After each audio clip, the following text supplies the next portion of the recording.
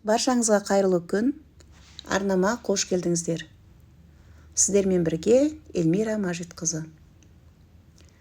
Бүгін сіздерге түйенің шек қарынына картоп қосып, өзінің іш майын шыжғырып, өте дәмді қуырдақты дайындап көрсететін болам. Алдымен шек қарынды жуып, тазалап, орташа қылып барлығын кесіп алдым.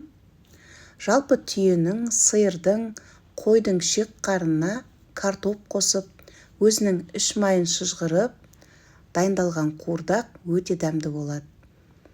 Одан кейін қазанымызға сорпаның бетінің майынан 2 қасық және іш майын салып, алдымен майды шыжғырып алдым.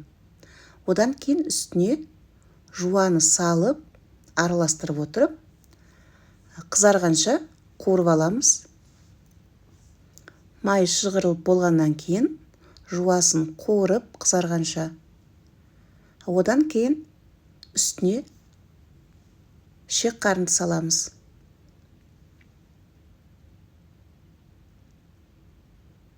Шек қарынды салып, араластырып, кішкене тұз қосамыз татымына қарай. Араластырып, әбден қуырылғаннан кейін үстіне 1 стакандай салқын суды құйып, енді баяу отта шек қарынымыз былбырап, өте жұмсақ болып піскенше баяу отта қайнатамыз. Дайын болуға жақын қалған кезде үстіне картопымызды салып,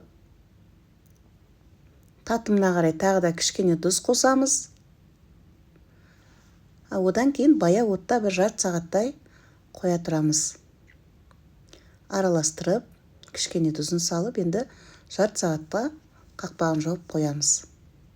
Жарты сағаттан кейін өте дәмді осындай қуырдағымыз дайын болды.